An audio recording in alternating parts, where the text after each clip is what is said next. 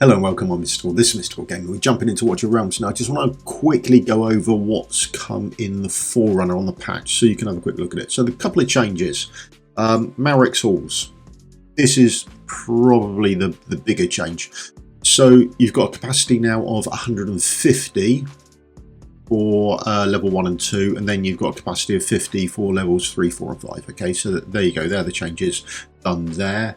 The other changes come in, and there's now Drowsiness. This has only lasts for 10 seconds, so you can come back out of it as opposed to having to take damage. The energy has also been increased up to 10, so whatever runes you had, they now get a +5 on them. Okay, so you'll get that energy attached, all those tries attached to your soul stones, so they'll take them either all the way up to 10, or they just have the +5 added onto them. Okay, there we go. And then the other thing that's been added on is you can now, all the way up to level 5, you can actually now do an auto fight. So you can now auto fight any level you like, although I doubt anyone's auto fighting many of the higher level ones anyway. But there you go, it's now been added. And lastly, when you're in the fight, they've got the overall statistics, so you can click up here and you can see the overall statistics of who's doing what damage. Okay, so that's what's been added into Malrik's Halls of Illusion. Okay, there we are. Now the other change that's happened is Gear Raid 1 and 2 have had new levels assigned to them. So if we go into these, you'll see it goes from the 770 to 900, 1 mil and 1.1. Now that brings it much more in line with Gear Raids up to 24. Okay, so there we go.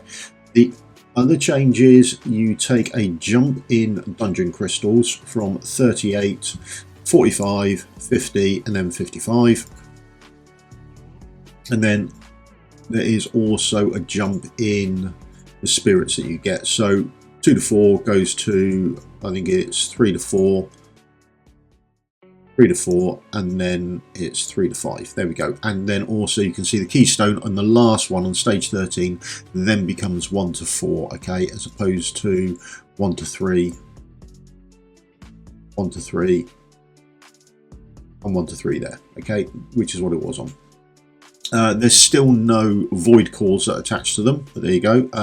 You do still get the tier 1 stuff. Whether the drop rates are improved or not, I don't know, but there we go. So I would like to think that drop rates for your unidentified find stuff and that sort of thing has been upgraded. Now, the other change is when you come into it, you now have on Gear Dungeon 1, you now have rage reduction. Okay, we're just going to jump in and we'll have a look. This is a team we're using, but it's fine. We're just going to have a look at the rage regen on a lot of stuff, okay? Or this hit where she takes the rage away from you, okay? So put a tank down, that's no great shakes. We'll put DPS down. We're just building up our sort of normalish team. I think Zealous is going to come in absolutely clutch with that nice long range there. I think he's going to come absolutely brilliant for anti-healing on this. I have to see how long it goes on for, whether we can get it back in time, particularly with this rage regen. Now, also might be worth getting me out of the way a little bit. Here it comes here. So this is it here. We can see the Crimson Moon. This is going to be the hit. We'll slow this down. So this is the AoE hit that she's going to do. Staff goes out. Then she does that big boom across the whole screen. Everyone gets hit. 101, 101. Oh, sorry, 103. Twice, 3 times. Do 3. Is that 4 times? That's what, 412, I think. Was that 4 times it got hit there? That's quite a substantial rage steal, isn't it? 400. So everyone gets taken the same amount. It's not a percentage. It's an actual.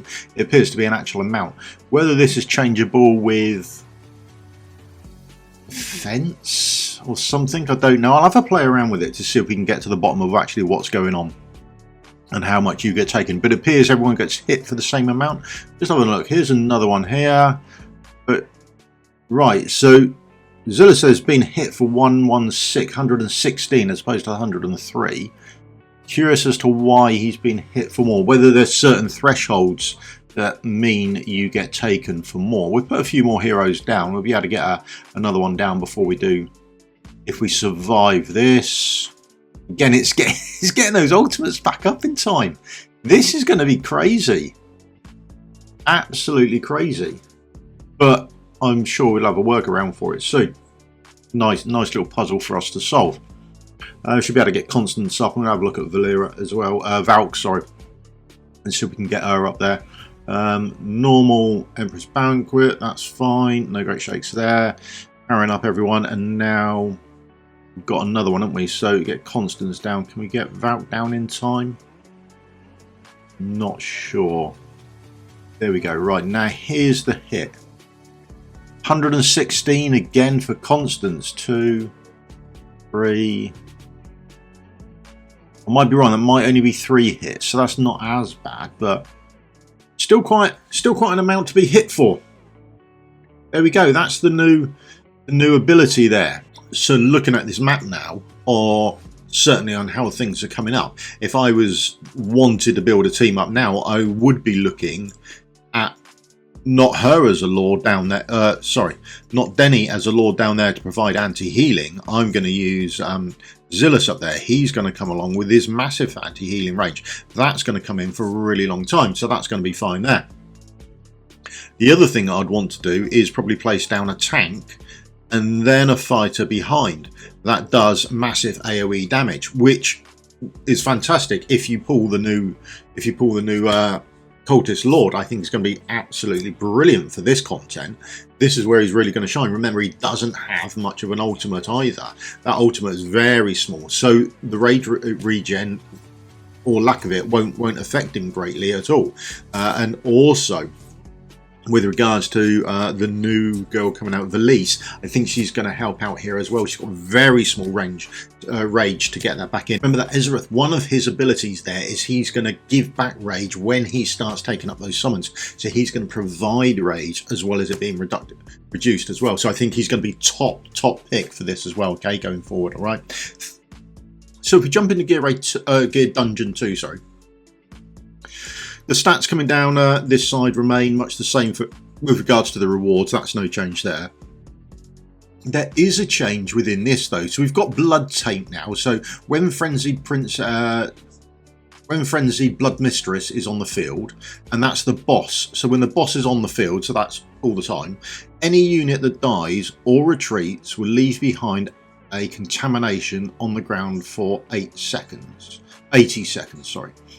Now, going to have a look at map info. So yeah, so Frenzy Blood Mistress, that is the boss. So whenever the boss is on the ground, then you're going to get it. But if you notice on stages 11, 12 and 13, no longer do we have the Tormented Banshee. So I don't think there's going to be a requirement for the knockback on Gear Dungeon 2 past stage 10. Okay, that's just my thought on that. Now, let's go in and have a quick look at how this pans out for us.